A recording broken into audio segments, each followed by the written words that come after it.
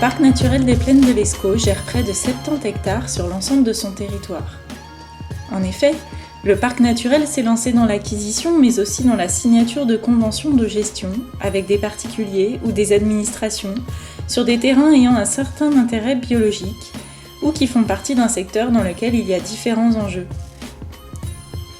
Comme par exemple, s'il y a la présence d'un triton crété sur un site, le parc naturel tentera de renforcer le maillage écologique sur cette zone pour favoriser la présence de cette espèce d'intérêt communautaire. Au niveau des acquisitions, c'est souvent par opportunité. Si on voit qu'effectivement la parcelle a un gros potentiel biologique, on prendra la décision de l'acheter si évidemment ça cadre avec le budget dont on dispose. Sinon, on peut signer aussi des conventions avec les propriétaires.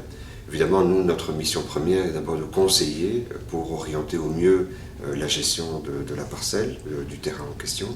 Mais on peut aussi parfois formaliser notre intervention par une convention, ce qui permet de pouvoir pérenniser une gestion sur une durée beaucoup plus longue.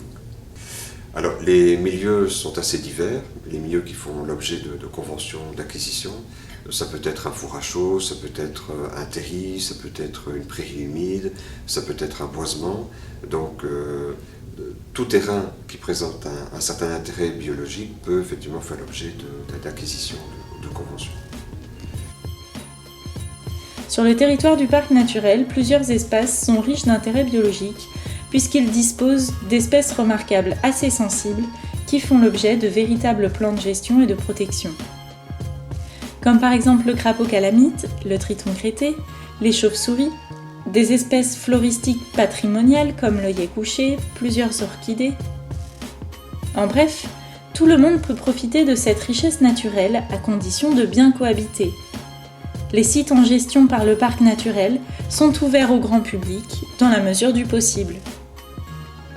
À défaut, un panneau didactique peut permettre aux usagers de pouvoir appréhender les raisons pour lesquelles le site a été mis sous protection, ou bien des aménagements particuliers permettent aux visiteurs de pouvoir approcher le site au plus près, sans pour autant nuire aux espèces protégées en question.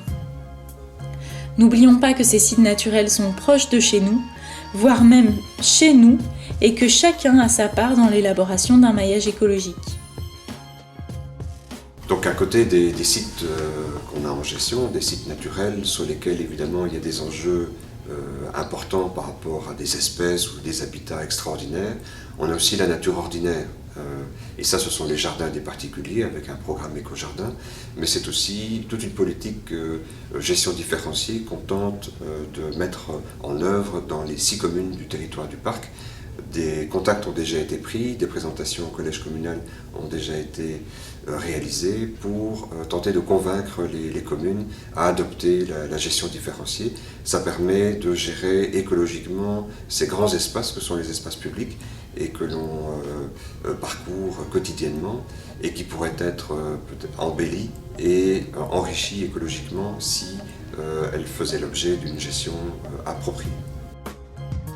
Le parc naturel conseille donc et œuvre au quotidien pour réaliser une gestion différenciée sur ses propres sites naturels.